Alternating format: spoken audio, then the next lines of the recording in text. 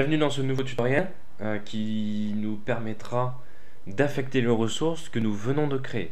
Alors si vous prenez le train en route et que vous n'avez pas les ressources, je vous laisse faire pause pour prendre le nom des ressources, les différents types, les initiales c'est comme vous voulez, mais surtout la capacité et le taux standard.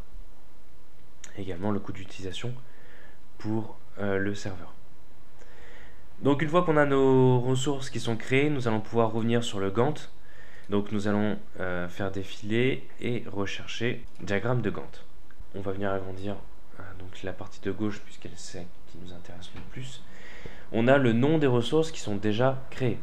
Si jamais vous avez supprimé malencontreusement une colonne, vous pouvez, à partir de la dernière colonne, ajouter une colonne. Donc si vous avez supprimé la colonne nom des ressources, tapez nom.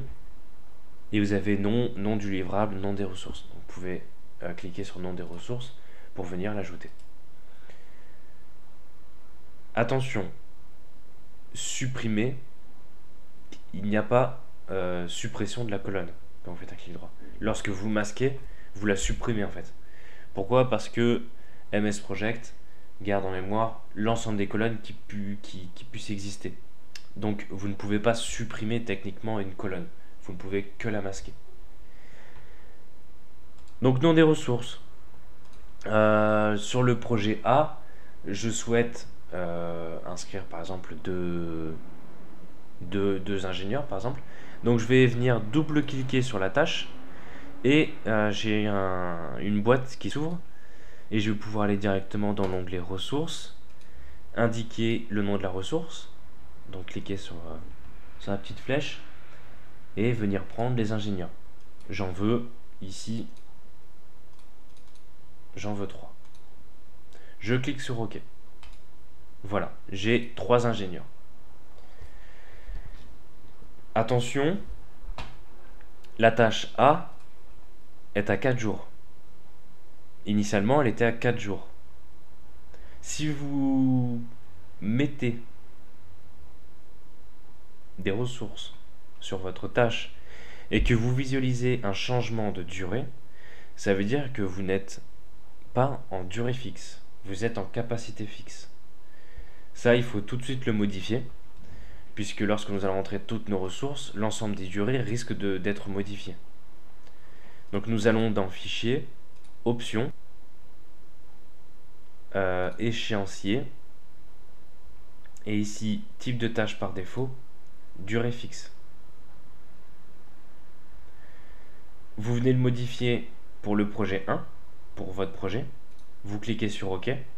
Vous revenez sur Options, dans Échéancier, et vous faites la même chose pour tout nouveau projet. Comme ça, vous n'aurez plus de problème. Donc, durée fixe. Cliquez sur OK. Et là, normalement, vous serez obligé déjà de remodifier votre durée puisqu'elle a été modifiée. Mais si vous rajoutez des ressources sur la tâche B, par exemple, j'ai besoin d'ingénieurs encore là également. J'en ai besoin de 2 cette fois-ci. Je clique sur OK. Et là, ma durée ne doit pas être modifiée. Alors, je vous laisse faire une pause sur la vidéo pour avoir exactement la même chose que moi. Donc, nous visualisons certaines choses. Par exemple, les tâches C, D, E et F, et également G, H et I.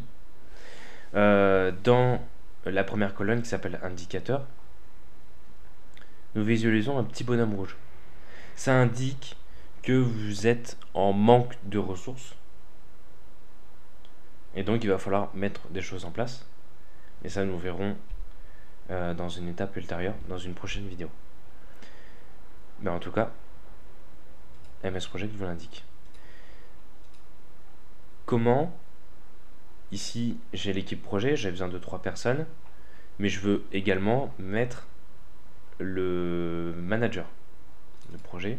Donc je vais prendre le manager, je double-clique, onglet ressources, et je vais venir sélectionner le manager de projet.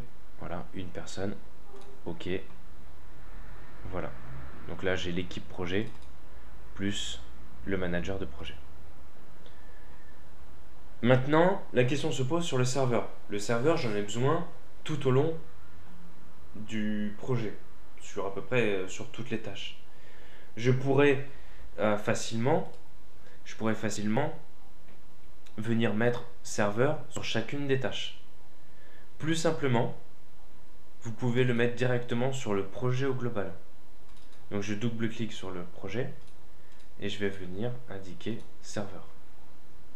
Et je vais cliquer sur OK. Une fois qu'on a affecté l'ensemble des ressources, c'est combien le projet nous coûte. Pour ça, on va devoir insérer une nouvelle colonne. Donc je vais sur la dernière colonne qui va nous permettre d'ajouter une nouvelle colonne. Donc je clique et là on va aller chercher coût. Alors soit je me paluche l'ensemble de la colonne ou alors je vais marquer coût. Voilà, donc coût, je prends le premier, je clique et on voit que le projet me coûte au total 71 720 euros. Et d'ailleurs, je visualise tâche par tâche combien ça me coûte, phase par phase, et du coup sur le projet global. On a fini sur ce tuto qui nous permettait d'affecter les ressources. Dans le prochain tuto, nous verrons comment insérer des colonnes personnalisées.